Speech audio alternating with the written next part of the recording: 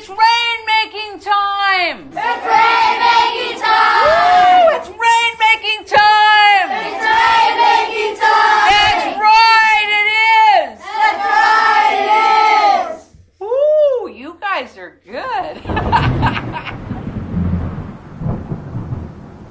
For those of you who are interested in fast-tracking your ability to find anything, answers to deep questions that you have about your lives, you're looking for resources, you want to know who could be your best clients, what clients not to be involved with, anything you're looking for, any type of resources, you lost your laptop, you lost your cell phone, or you're trying to find somebody that's missing in action. Whatever it is that you want to find, in 2014, if you have not heard about the ancient art and science of dowsing, you are truly not with the times.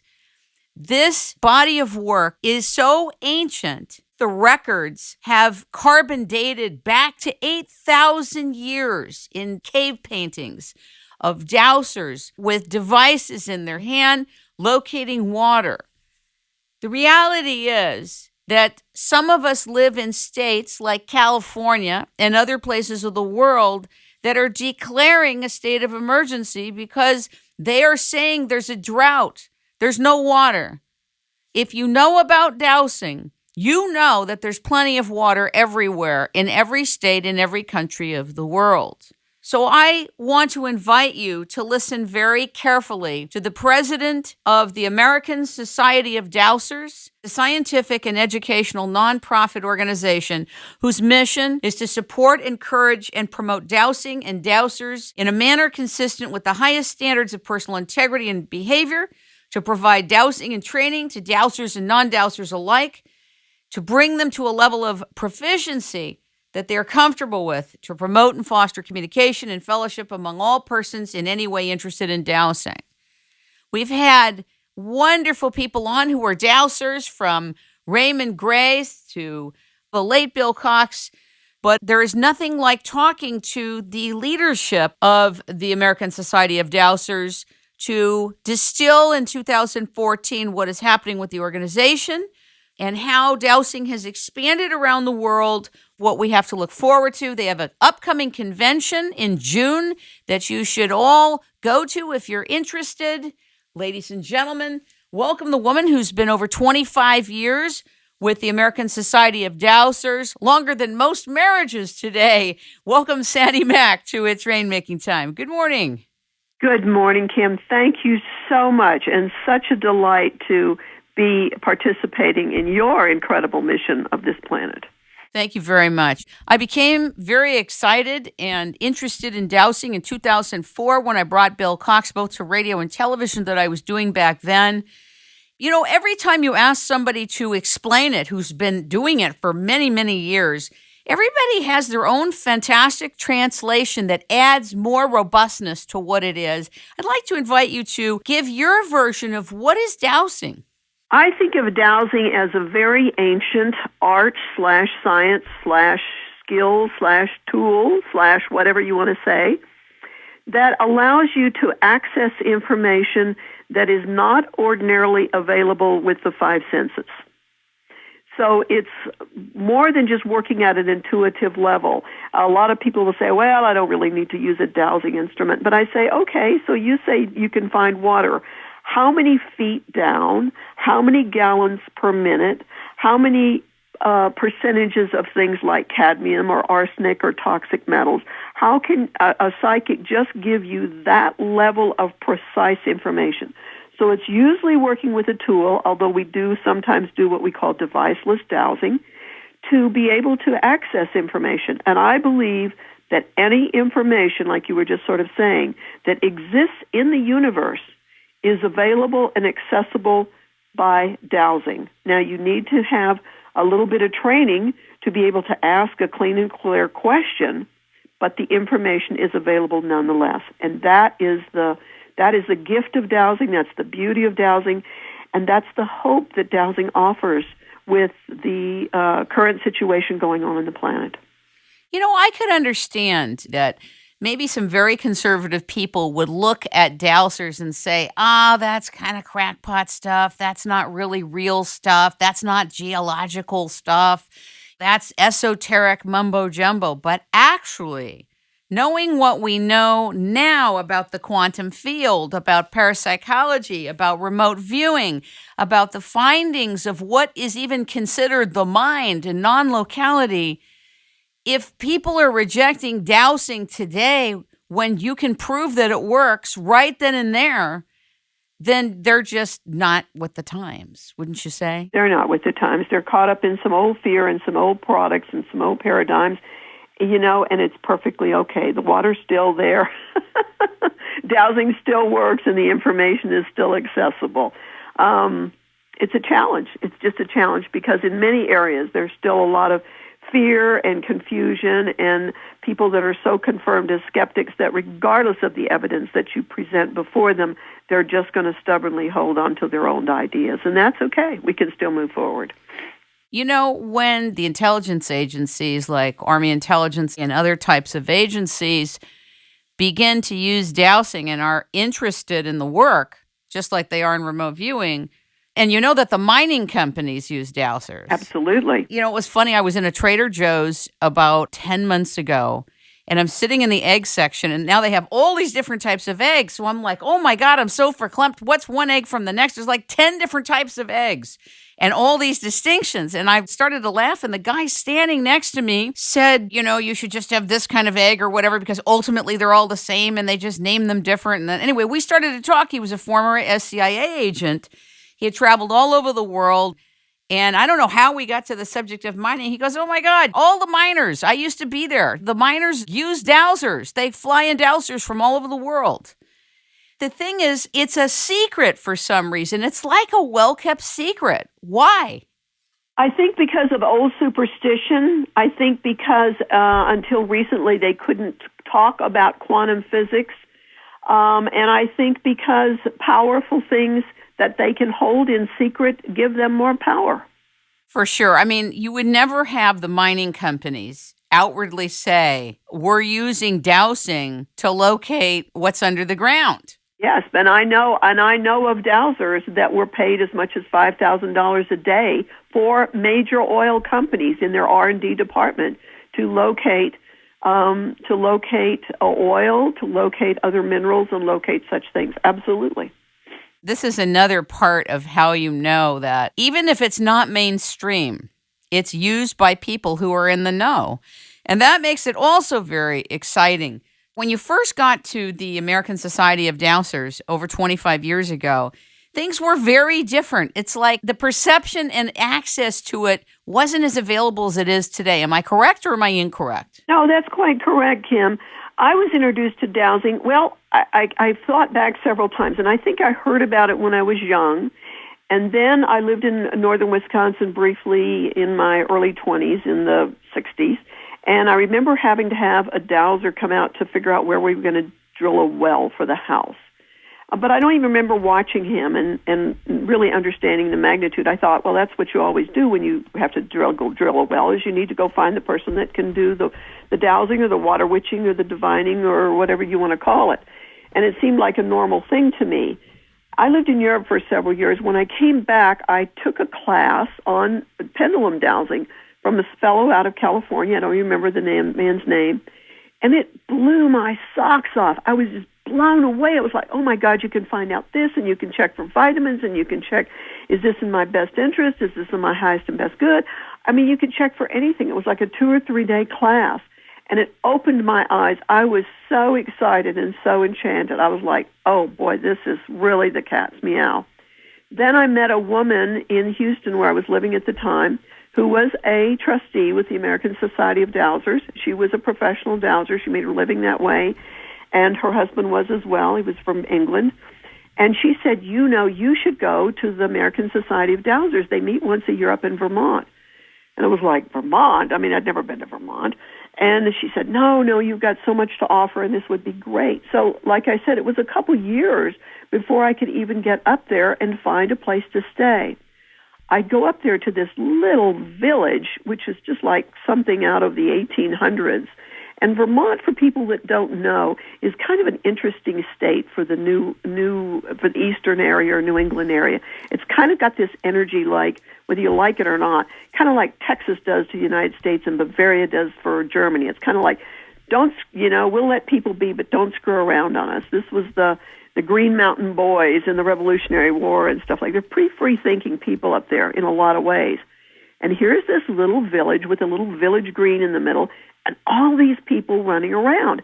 Now they had half an hour between the lectures and the classes, and it was always held in September. So sometimes it would be cold and freezing and ice and sleet, and you'd have to walk between the old fire station or the Masonic temple or the Catholic church or the English school at the high school or something like that to listen to these dowsers talk about things. Now, I'd already been dowsing for several years, and I thought I really knew this stuff. But I wanted to take one of the dowsing trainings, and they said, well, you have to start at Dowsing 101. You can't do anything else until it's like, well, I know what I'm doing. I don't have to go take basic class, but that was the law. So I took it, and it was just amazing because we had old fellows there. I used to kind of call them old codgers, but that was, a very endearing term. They would climb out from under the rocks and bushes, and once a year they'd all come and meet in this place. And these were the most incredible people. I mean, I found it was like, these are my people. This is my family. They were open-minded. They were spiritually astute. They were very generous and philanthropic. They were tuned into all kinds of stuff, and they were so willing to give and share. It was just amazing. And so they knew, for example, in this town, where the pipes were, how many feet down. Were the pipes half-inch wide or an inch wide or 2 inches wide? Were they made of copper? Were they made of brass? Were they made of whatever? And so they would take us out in the field and have us learn to dowse these things, and it was verifiable. Yes, it's 3 feet down, and it's made of 2-inch copper pipe. So that was incredible training, and I was able to really train with some of these old people that are now what we kind of call endearingly sky dowsers. And these were the people, some of them had brought in more than 1,000 wells to their name. And they were there to just teach the young ones and teach us how to dowse and how to make a difference in the world. And I just treasure those days. I treasure those memories. I treasure those people. And because they were the forerunners, they were making the difference. I'm very excited, though I don't know how it will happen, that young people can have access to this terribly important ancient art and science. How do you think we could get children to be available and make this available to them? We do nearly always have some kind of children's programs when we teach dowsing at the conferences and in other areas. And we have some people that really specialize in that. And children are excellent with it because they don't have the blocks. They don't have all that programming and negative stuff that they have in so many places. So they're excellent at it. And we love to teach. When I teach a dowsing class, I never charge for a young person to come in. And they're just naturally gifted. We have some ideas actually in motion right now about getting out in more areas. In Tucson area, they taught it in some of the schools. They taught it through the library. They called it wizard training. Isn't that fun? And so that's been an ongoing goal. But sometimes I think people are just so centered on surviving and making a living and all the rest of this stuff. It isn't until they get a little older they get interested in some of these bigger projects and bigger possibilities. But yes, that is a big goal that we have, is to get everybody turned on to that. I think the future of dowsing being able to become more accessible to more people is going to lie with the transmission to the youth, and not just depending on people that are middle-aged or in their 30s, et cetera, to use it. Because obviously the television and radio networks won't put it forth, or the people who want to cover it may not be able to cover it. I really want to talk to you about emergency preparedness and how dowsing should be considered. And people, one way of preparing for a potential disaster is to become a dowser and to be able to call upon it in an emergency, just like we talked about the other day on the phone. You want to speak a little bit about that? Yes, I think that's so important. Now, one of the things that we say when we teach dowsing, an idea to keep in mind is need, not greed. So that if there is a situation that is really important, let's say it's the middle of the winter and the 6-year-old child has wandered off and is lost in the forest or the mountains, you're going to be much more likely to find that little kid than you are dowsing the lottery ticket. Do you understand what I'm saying? Totally, totally. So need, not greed. Even if someone is not a highly skilled dowser, they're likely to have much more degree of accuracy and success if their intentions are to be of service. One of the things that I've been aware of survival preparedness and changes on the planet, et cetera, for many years and taught different classes and trained with different people like Tom Brown, the tracker, and different things like that, looked at it from a practical as well as spiritual perspective. But I've always thought if somebody just had a pendulum or a dowsing tool or even the skill, you could tie a string to a rock, for goodness sakes, and do it. You could make such a difference. If you're looking for edible food, is this plant poison, or is it something that would be safe for me to eat? Even if you think it's safe for you to eat. For example, dandelion, which is a great food for detoxing and all that stuff, if it's growing right next to the highway, it's been absorbing lead from the automobiles and trucks that go by, so that one is probably not a healthy one to eat. You see the distinction in that? Totally. But for example, let's say first responders in an emergency were trained to douse. Katrina, the hurricanes that hit the East Coast, the tornadoes that are hitting Oklahoma, and even some of the weather stuff, the mudslides up in Washington. If the first responders, firemen, any of the first responders could pull out a pendulum and they could say, for example, is there anybody alive in this structure? Are there any pets here that need to be rescued? Are there more people alive or wounded or that aren't in a position to respond? Is this home or this structure structurally safe where we could go in and look for somebody? Is this water safe or contaminated? How soon can we expect certain kind of help to arrive? I encourage some of my students to just for their own develop of their own precision to douse hurricanes. Let's say they say, oh, there's a hurricane that's going to hit the East Coast or the Gulf Coast. Start dowsing. When is it going to make landfall? Because that'll be an official time. Where specifically is it going to make? And what is the highest, for example, highest maximum winds recorded? All that is information that's available that they'll say, well, it reached maximum speeds of 120 miles an hour. If you douse ahead of time and you've got that, you know you're right on with that. And then you can go into what we would call a dowsing state. Or in silver mind control, when I learned how to go into an alpha brainwave level frequency, you go into that place, you remember when you were successful with dowsing something, you bring that memory up, and your mind goes into like a resonance attunement with that frequency of accuracy, and then you're going to get much more accurate information. But this idea of using it for disaster situation, disaster preparedness, let's say you're preparing a little bug-out bag that you keep in the back of your car. Am I going to need this? Am I going to need this? What's the most likely thing I need with this? You know, even when I go out of town now, I douse which clothing I need to take because it might be completely different than I thought. I went to do some work down in the Bahamas in Bimini a few years ago, and I was dowsing my clothing, and it said to bring my down ski jacket. I said, this is ridiculous. I'm going down there to do some scuba diving and do some work in locating Atlantis ruins, and it said, bring your down ski jacket. This is ridiculous. I refused to pack it, and of course I get down there, and one of the biggest hurricanes that hit the East Coast hit. It was so cold, my friend and I were using blankets from the hotel wrapped around us to keep warm, and if I had my jacket, I'd have been warm. So I continually laugh about the wisdom that can be accessed with dowsing. When one is dowsing, what is one accessing? Because the formation of questions is everything. How the question is asked, not only in dowsing, but in everything, in broadcasting, in communication, exactly. In solution delivery. The will determine the clarity of the response. Yes. And so in your experience, professionally and personally, what is the dowser accessing to retrieve the information from, the yes or no from? I think that varies. I actually have a chart that I give out in my basic dowsing class, and it says, to whom am I addressing my question?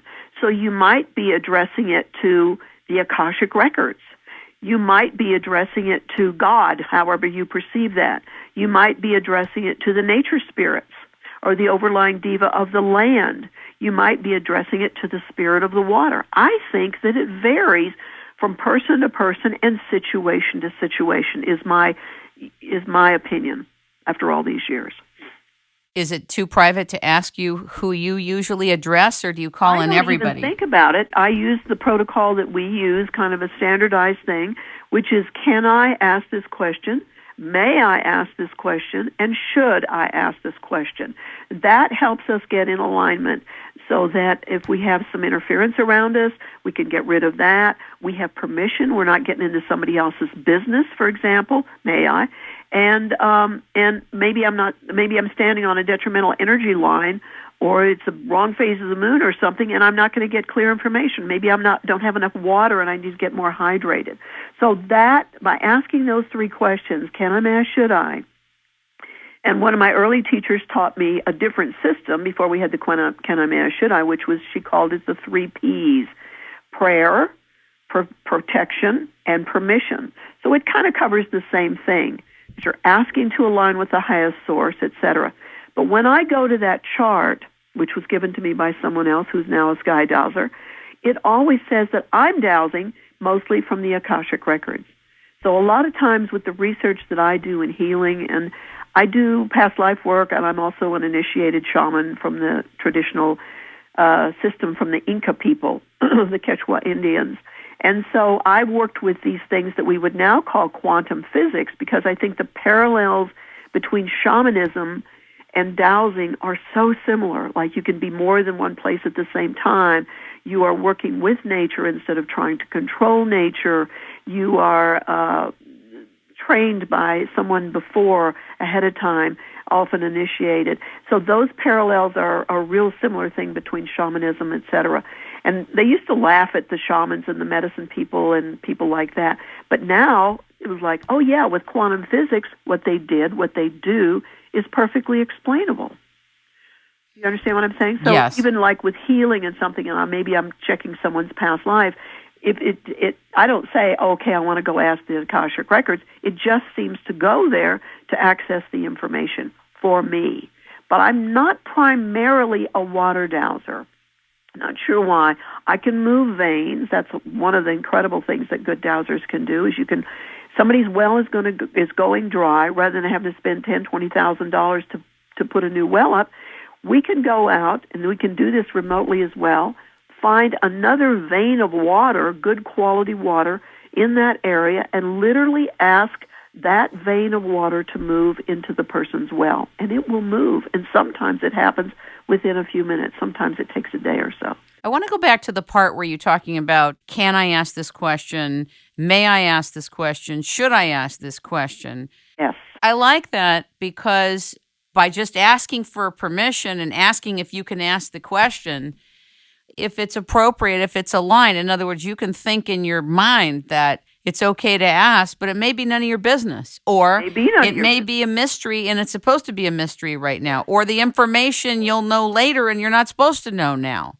Exactly. For example, I had one of my teachers, and when someone would call her on the phone for a dowsing job, she would douse. Was it appropriate? Can I, may I, should I? Was it appropriate for her to work with that person at that time?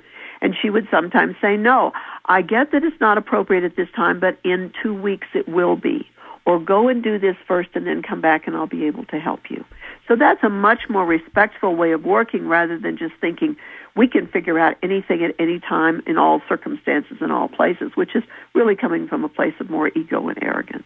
How does one trust that any of the devices that are used, whether it's a pendulum or what do you call the other thing, a bobber, an L-rod, Y-rod, particularly for a pendulum, how does one trust what one gets as an answer? You know, you've heard the story. how do I get to Carnegie Hall? No, I haven't heard that story. Yeah, they stopped somebody in the street and said, how do you get to Carnegie Hall? Practice, practice, practice. Right. Well, I do a lot of practicing. Yeah. So practice, dowsing is something that can be learned in literally a few minutes. It can be learned in that amount of time, but to master it takes a lifetime. So I don't know of anybody that's 100% accurate at all times with everything. And I would say that people seem to develop areas that they are much higher degree of accuracy, that they can sort of specialize in or whatever. And as you get your, again, I'm going to come back to frequency and energies, attuned to the frequencies in that particular area, then you will have a much higher degree of accuracy. But that's why I invite people to practice with things that they could verify with, like, is this hurricane going to hit land? When? And what's the maximum number of winds? So if they hit that at a pretty high accuracy, then they go, okay, I can be accurate about this, or I can do these protocols or these steps, and I'll know I'll have a higher degree of accuracy. But check for some things, follow up, practice, and then go back and verify whether it was accurate or not. So as you build your confidence in the dowsing, you'll be able to trust when it is important, when it really is important. Like, okay, they diagnosed my mother with cancer. Should she have chemotherapy or radiation or try something alternative? When there's big questions like that. We're going to go to a quick break, and we'll be right back with Sandee Mac from the American Society of Dowsers. We are living in one of the most exciting and dangerous times in history. Many of us are being challenged to turn away from parasitic systems of enslavement and misery and move into different life-giving activities, commercial opportunities, and communities. Transition is upon us right now. The seizure of the world's natural resources, the poisoning of our food, water, and air, and the total electronic surveillance of our lives is forcing many of us to develop new rules of engagement for being in the world. Doing business today is way more complex and nuanced. The electronic age is a mixed bag.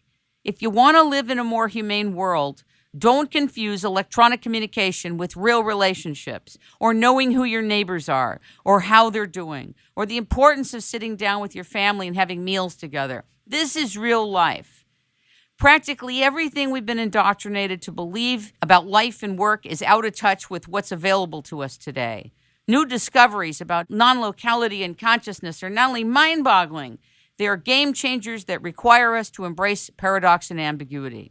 Beings and agencies that insist on using deceptive practices, protocols, and instruments for market and industrial domination will eventually realize they are at the tail of a riveting new industrial complex of markets, projects, and products that they never perceived. This new complex is emerging. Receptivity is a human imperative. Imagination is an agency of transport. The current behind the currency matters. And our children and future generations are counting on us to prepare the way for them. I'm Kim Greenhouse. I'm the Chief Executive Officer of the Rainmaking Company, a manifestation agency, a leadership agency, and a development agency. Feel free to call for our rainmaking services, both on an advisory and development level, 626-398-8652. And we're back with Sandee Mac from the American Society of Dowsers. Sandee, this 8,000-year-old carbon-dated painting, huge wall painting that was found in tassel cones by French explorers in 1949. Talk a little bit about that and some of the other things that have been found. You know, they have found evidence of dowsing in many, many ancient cultures. I've been to Egypt, for example. I've been to the Valley of the Kings, down in Luxor, or up in Luxor, whichever way you say that. And there are paintings, or not just hieroglyphics, but there are, I guess they're paintings, I guess you'd say they're paintings, on the walls in some of those tombs of people using dowsing instruments. We have a pendulum, it's called Isis, which is an exact duplicate of one that was used in ancient Egypt. And a lot of people use that pendulum And it's exactly made. Some of the precision ones are made in Europe, in Poland, for example. I have a friend that has them made and imports them. And so this goes back. They're made biblical references to it. I've gone to South Africa. In fact, I just was there in January and February with Michael Tellinger to do some dowsing on some of the ancient stone circles. Now, these stone circles relate to a civilization that goes back at least 250 to 300,000 years ago. And I believe that dowsing was a gift to all indigenous cultures. A year ago when I was there, I met with the very famous and very esteemed Zulu shaman, a man named Credo Mutwa. And he was talking about dowsing, and that his wife's family, her lineage from the Zulu tribes, used dowsing as a way in the African bush to find water. So this has been, I believe, all over the world in all times. They might not have called it that, but they might have called it something different. But in order for the tribes to survive, in order to civilization to endure, they had to have water. Water is life. Water is life. If the tribe, if the wandering group didn't have good water, they would not survive. And a dowser, or someone who could locate the water, was a critical part of their tribal thing. It might have been the shaman, their medicine person. It might have been someone else individually who was gifted with that. They used to think it was just a gift. Now we know that it's a learned skill and that anyone can learn to dowse. And I've also found that if there were dowsers in your family, if the great-grandfather, my great-grandfather dowsed or something like that, then you will have, almost at a genetic or an energetic level, a higher propensity to be able to pick up the skill quite easily. But most everybody can learn to dowse and learn to dowse well. Is that what you found through research, that there's an easier ability to translate and transfer the knowledge? I think so. And then I've started asking people as well. With Michael Tellinger, he said, my dad used to do that. When we were younger, he used to be able to dowse that. Or I'll just ask regular people. I'll say, that I'm a dowser. And they go, I don't know what that is. And I go, yes, you do. You really do know what it is. It's how they find water. Oh, yeah, I saw that movie. Or my grandpa used to go do that. Or he could find, in fact, I've got a handyman helping me right now. He said, oh, yeah, I used to get these coat hangers and find the underground, not just water, but the power lines or the cable lines, or where this crossed or something like that. So a lot of people know about it, and they don't even know that that's the name for it. Can you talk a little bit about your experience of what a ley line is and introduce that to the public? And my next question, when you get to that, is, have you ever noticed the correlation between the way a ley line is and the ability to find water? Sometimes they are related, and there's several different things that sometimes people confuse in terms of ley lines. We also have grid lines. There's the Hartman grid that's been identified. There's the Curry grid that's been identified, and there are other grids, and some of these are more prominent because of the increased amount of electricity all over the planet and the electromagnetic energies. In some remote places, these don't exist. But the ley lines, yes, and they have transcend much of the planet in different patterns. There have been a lot of studies about that. In Europe... Sorry, Sandee, I don't mean to interrupt you, but can you explain what a ley line is to the listeners? Yeah, let me explain that. These are energy lines or energy frequencies which people can identify with a dowsing instrument. And people, by the way, that are quite psychic or energetically sensitive can also, when you point that out, they could literally stand on it and they'll feel something different. They'll feel like, I feel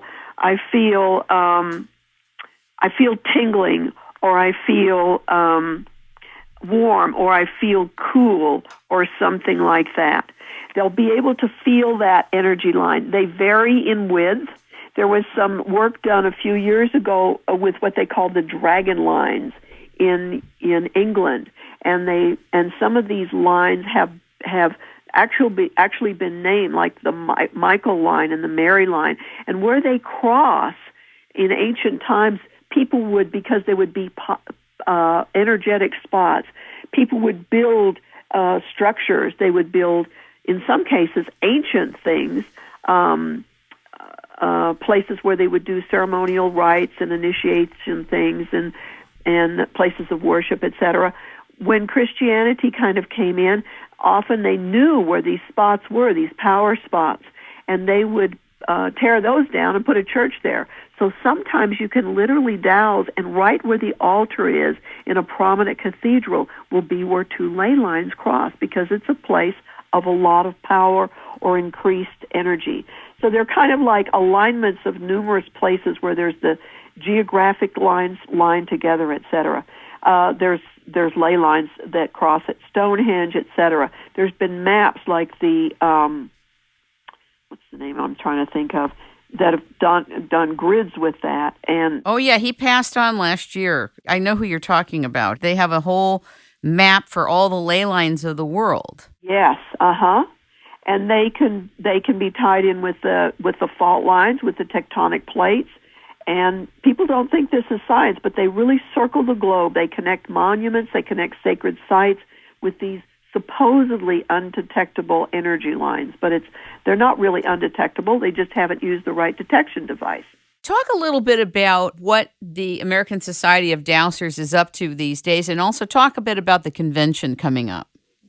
We have a convention. Now, we're a nonprofit organization, as you indicated initially, for 54 years, that are a 501c nonprofit that are dedicated to expanding dowsing, teaching dowsing, and having chapters. We've got over 70 chapters in the United States where people can get together with other dowsers or people interested in dowsing. And once a year we have a national convention. It's been pretty much always held in Vermont, although we have regional conventions held in California, the Carolinas, sometimes in Texas, and other places. But our convention is now held at Linden State College. We sort of take over this whole little college in the gorgeous Green Mountains of northern Vermont, and we build labyrinths, and we have lectures by a variety of different things, and lots of other applications for dowsing besides just finding water. People think it's just in terms of water, but no, it's many other metaphysical and esoteric and healing and spiritual applications as well.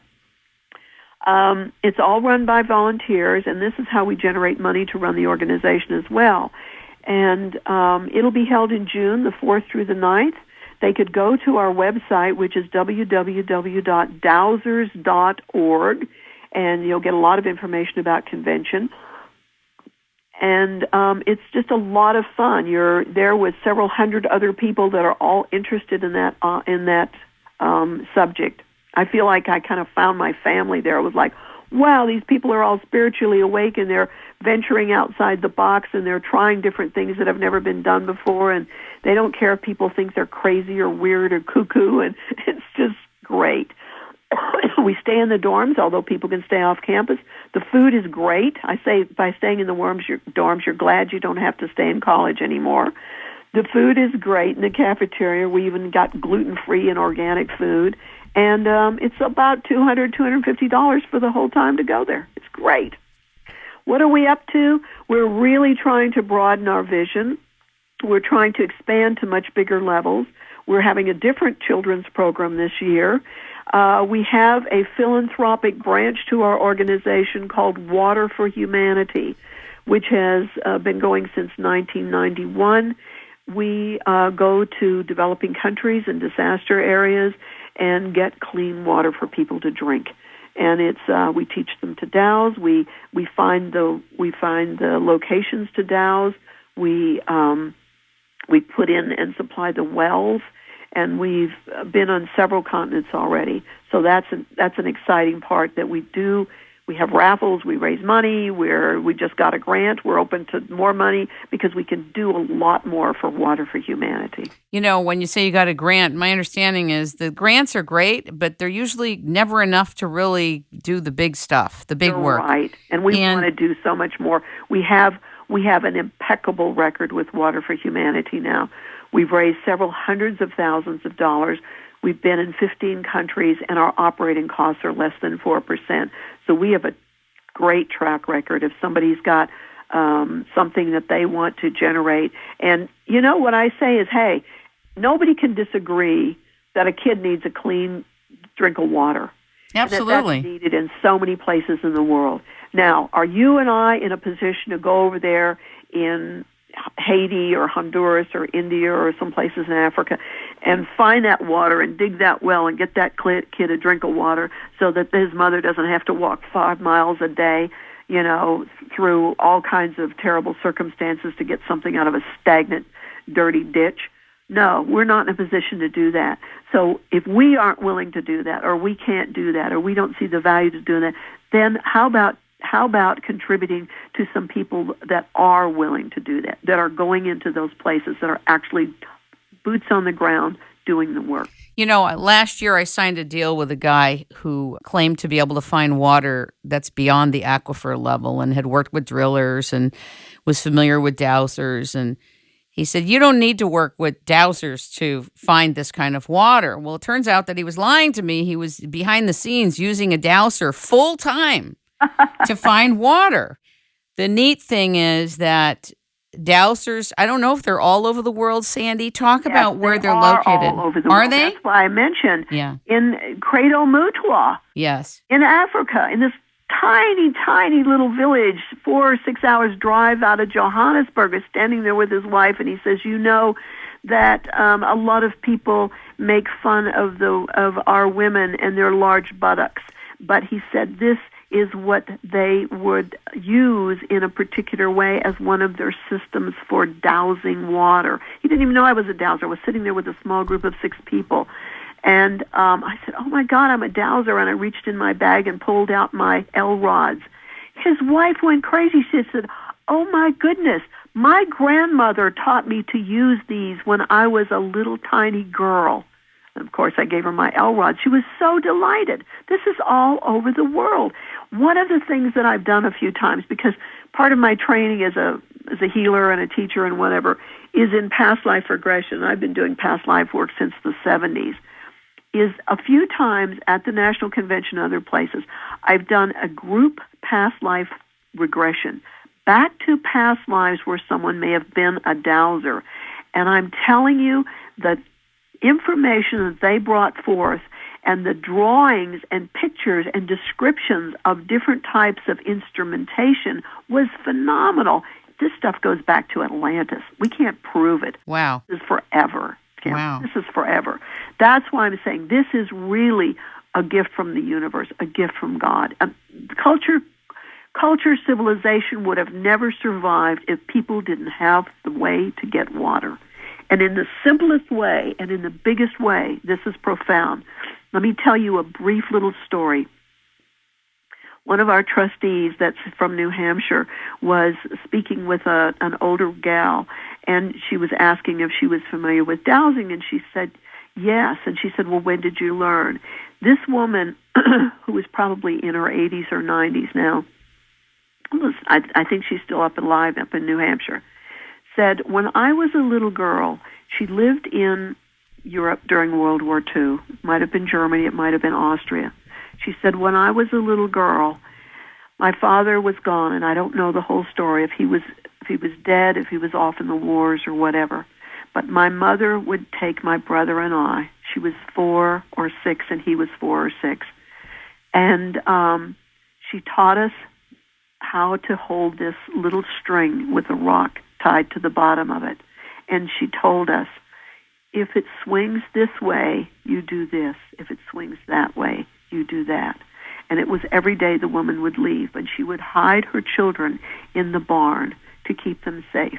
But she never knew if she would be captured or killed or even come home that night to take care of her children.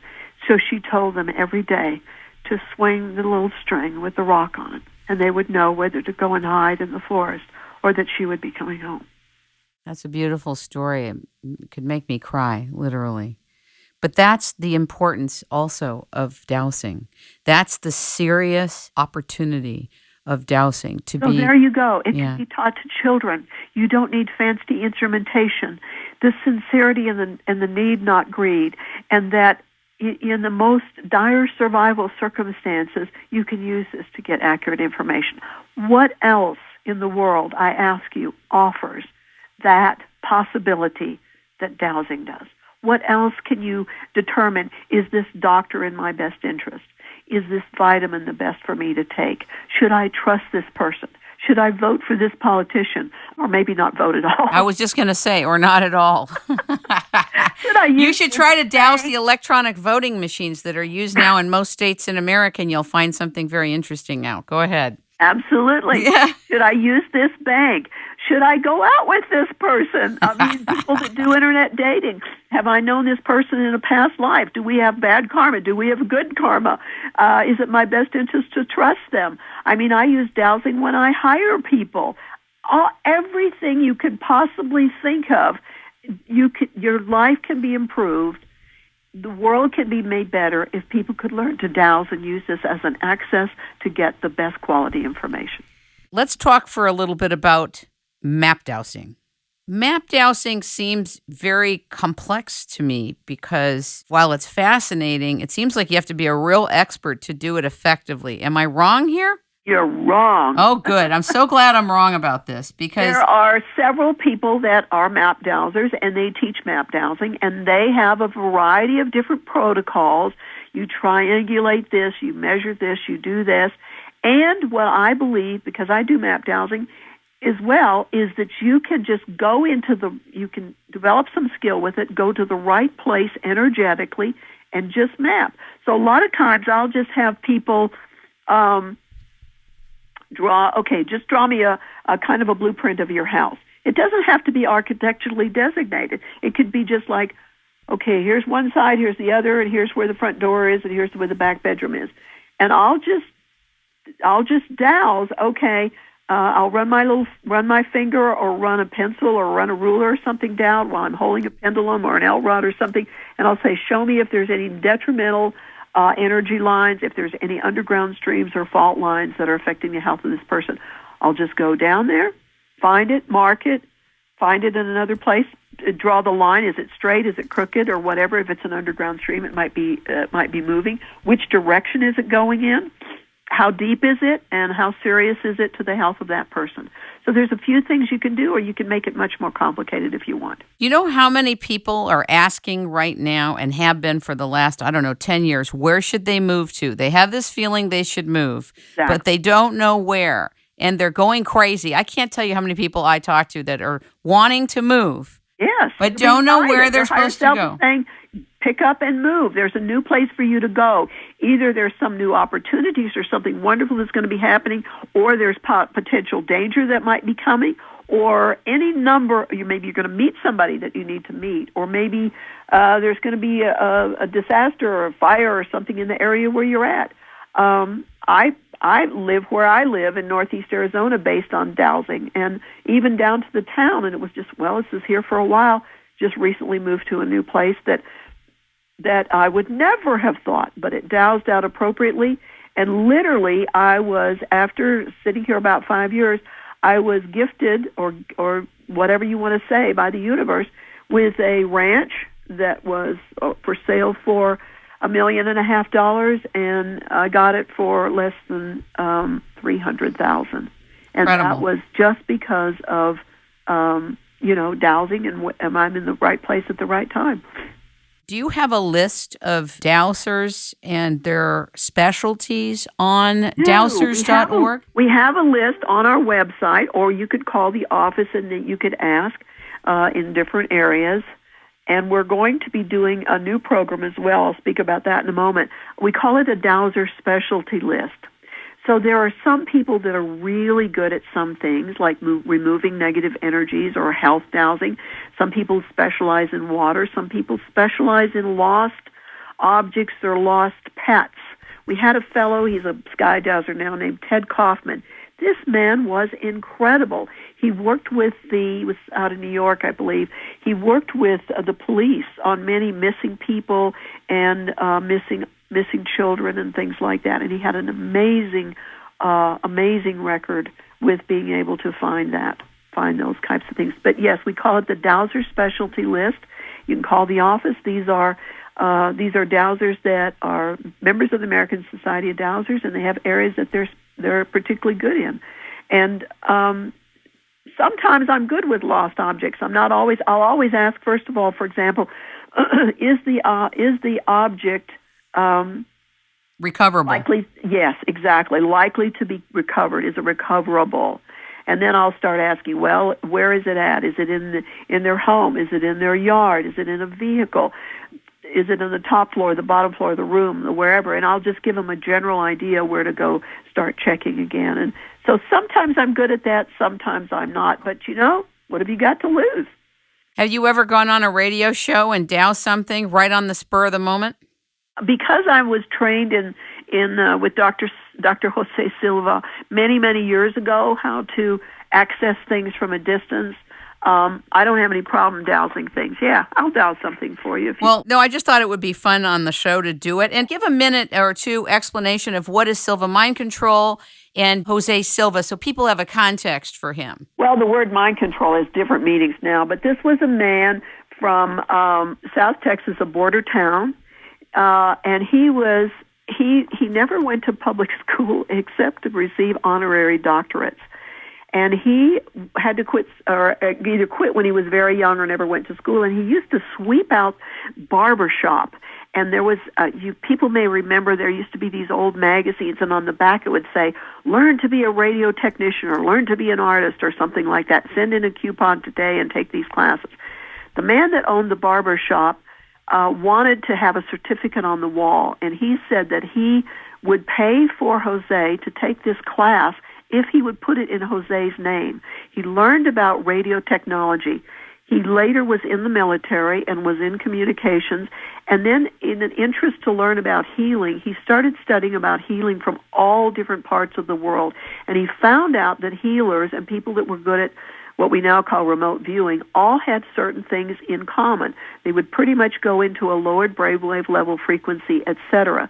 And he developed a system to teach people, he called it mind control at the time, Silva Mind Control, where they could go into a lowered brainwave level frequency, literally on the count of 3, and be at that brainwave level frequency where they could, if you wanted to say dowsing, or you could program things, or you could access information, or you could send healing, or you could evaluate, we hate to say diagnose, but evaluate health problems with people, or anything you wanted. It was taught all over the world. It was particularly popular in Central and South American countries. There are still, some of his children are still alive and teach it or variations of it. I was very fortunate to have trained with him directly, and it's called Silva Mind Control. I think there's training still out there with it. But it mostly teaches you, because there are systems, but often they're tied in with a lot of ritual and rigmarole and religion or meditation, or you have to do this mantra or something. This was a scientific method to go into a lowered brainwave level frequency on the count of 3 and do work from that level. Do people go into theta or alpha or beta or what? Alpha brainwave level frequency, we would measure it with instrumentation in the class, and for some people they would go into a theta or delta. Now, one of the exciting things about dowsing, I'm so glad you brought that up, Kim, is that we did some work with a laboratory several years ago, a dowsing project from our scientific advisor at that time. And what we found through this laboratory, which didn't even really want to do the work for us, but we paid for it. It's like, oh, well, here comes some more psychics with some woo-woo stuff or weirdo. Those crazy people, they're always checking stuff out. So the guy wasn't even particularly excited about doing the research. But what they did was bring in a few, like 3 or 4 skilled dowsers that they knew had some good track records of skilled dowsing, and they put them through these tests at the laboratory with the little electroprodes in their head and all the rest of this stuff. And what they find blew the man out of the water. What he found is something that he has never found before with anybody, and absolutely changed the whole protocols for a lot of these laboratories. What they found is when a good dowser is in what they would call a dowsing state, they were in all 4 brainwave level frequencies simultaneously. So they would be in beta, alpha, theta, and delta with their eyes open. And we've got the scientific documentation. I've seen the maps and everything like that where it shows the different parts of the brain activated when someone is in that state. Fascinating. Do you feel or know if that can be accessed through intent alone or what? You mean that state? Yes, because it's the integration of all four of the waves. Yes, but they showed up on a map like different geographic areas, like different states. The pictures that I have would show, well, this is red, and this is yellow, and this is green. Do you see what I'm saying? Sure. How does one measure something like that? What are you using as the measuring device, if you don't mind me asking? Well, I don't know. This was done in a very sophisticated and highly scientific laboratory that studied that kind of stuff. But that information, we've got that information, that documentation. Fascinating. Yeah. Fascinating. Now, you're off to travel today, aren't you? Yes, I'm going to Belize this afternoon, and I'll just be gone about a week or so, and then I'll be back and getting ready to go to the Dowsing Convention in Canada, because Canada does a Dowsing Convention as well. Fantastic. I'll be the keynote up there for the Canadian Society of Dowsers, and then I'll be getting ready for our convention in June, which is just delightful. So I invite everybody to come to that. We have such a good time. And if you're even slightly on the quantum physics or the shamanic or the weirdo side in terms of being committed to the upliftment of mankind and doing the light work on the planet, this would be the place to be. I want to invite you back to its rainmaking time because I think we've scratched the surface, but you've shared so much.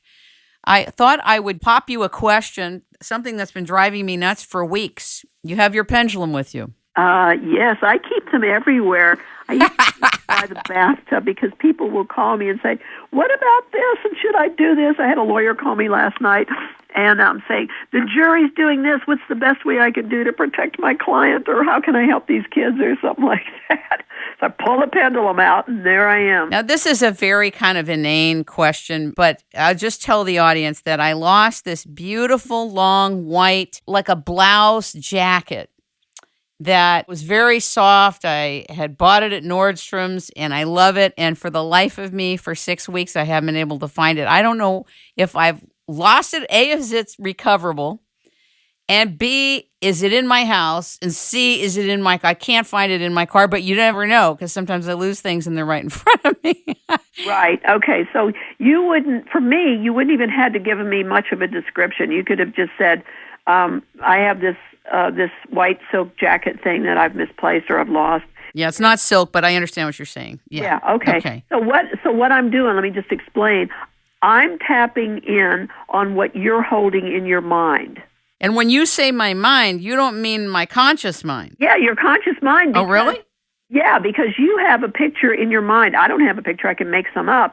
But you have a picture in your mind of that article of clothing. Okay, I do. Like if you were saying, well, I want to check on this guy that I want to date, or I want to check on this housekeeper that I want to hire, you would have a picture in your mind or a resume in your mind of that. Okay. So I would just ask to connect with that. Do you understand what I'm saying? Sure. Okay. So now, and I'm just asking my basic questions here. Can I dowse for this for Kim? May I? Yes. And should I? Yes. Okay. And I ask another question. To what degree am I in alignment?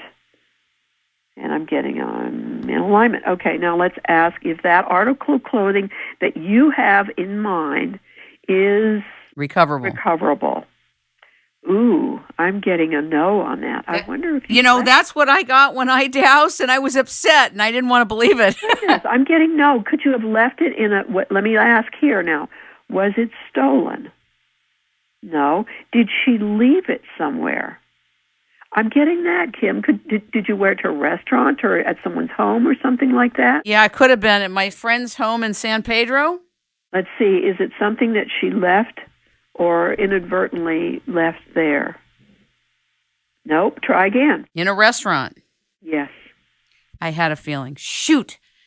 Shoot. Sorry about that. Oh my God, I love that. I got that answer and I was upset. I didn't like that answer. We try to teach people to trust their first answers, because sometimes when people keep dowsing, like, what do you want? You just go make it up if you're just going to keep trying to douse and get the answer you want. You see, okay, I'm glad we're doing this live. I'm Just ask that the universe gets you a better one. Thank you so much. I wanted to do this live with you, and the audience knows I wouldn't concoct something ahead of time. Let's do one more thing. Okay. I'm on my way to Spain next week for 2 weeks. Okay.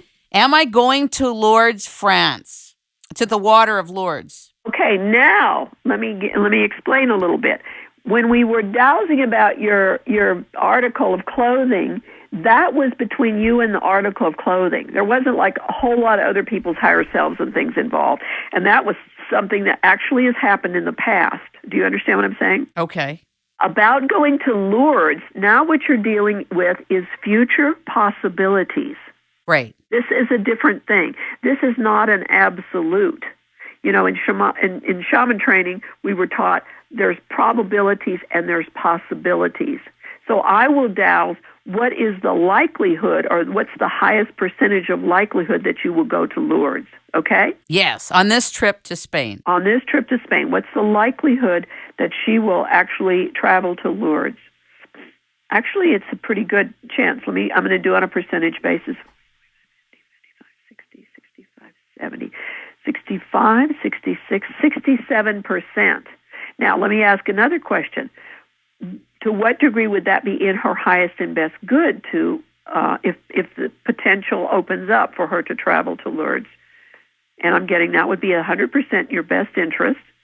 And the likelihood is that's just, like I said, 60-some%. Yeah, because it's been coming up. But I don't have plans. I don't have any plans. No. I mean, I've heard of Credo Mutua for 15 years, and it was at a dinner party after Michael Tellinger's Consciousness and UFO conference that he held there. The dinner party with probably 100 people, and somebody just came up and said, would you have any interest in going to see Credo Mutua? And I never in 1,000 years thought I would ever have the opportunity to meet with that man. And it came to pass. You just never know. You have to just be open to the possibilities. And sure. Yeah. I want to give 2 applications to you as president of the American Society of Dowsers for applications for dowsing. You probably already know them, but I just wanted to share them with you in the audience. Okay. One is sometimes you will find lost animals and you don't know how old they are. You can douse how old they are, what month they were born. Oh, you mean like rescue animals? Well, I got a rescue animal named Danny. Okay. And the guy had said, who was not very centered, I'll just say this, I don't want to put him down. But anyway, he was not together. He had a lot of problems. He drank a lot and all that. And there could be a lot of wrong information. But he said she was 5. But I got a no on that. But I'm just saying to you, for rescues and all that, sometimes you're not going to know. You'll have no information. So the cool thing is you could find out the month, the date, the year. You can find out the month, the date, the year. You can find out if they've been vaccinated. You can find out if they have a microchip. Yes. You can find out if they've been traumatized, if they were beaten or abused, if they need some like emotion code work or something like that. You could find out if their owner's actually looking for them and wants them back or doesn't want them. You could find out if they escaped from an abusive situation. You could find out everything about them. Yes. That's so cool. The other Find out thing if is, you've known them in a past life. for sure, I have known my Danny in a past life. Yeah, yeah. It's actually a girl, and the guy named her Danny, so I changed it to an IE instead of a Y. I said, she is very, very French. The other thing I was thinking is, have you ever thought that maybe it would be a good idea to douse the fundraising efforts of the American Society of Dowsers in the area of water for humanity, to douse where the funders are, where the locations are in the world where people are most receptive to putting up money and getting this thing going at a whole big other level? Great idea. I will send a notice out this afternoon to my board of trustees, tell them to get a map out and let's get going. I think sometimes one is so preoccupied with putting the general frame of reference out about something that they forget to use it for their own purposes and expansion areas. I think this is a critical thing for expanding your fundraising efforts and the manifestation side of getting the funding. It takes too long to get money for something that should not even be a question. Shouldn't be a question. Everybody's entitled to clean water. Exactly.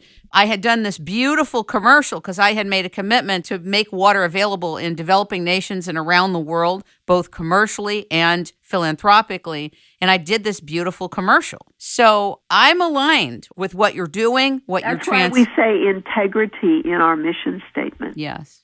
It's everything. And the stewardship of what you have in front of you and what you're stewarding is also so important.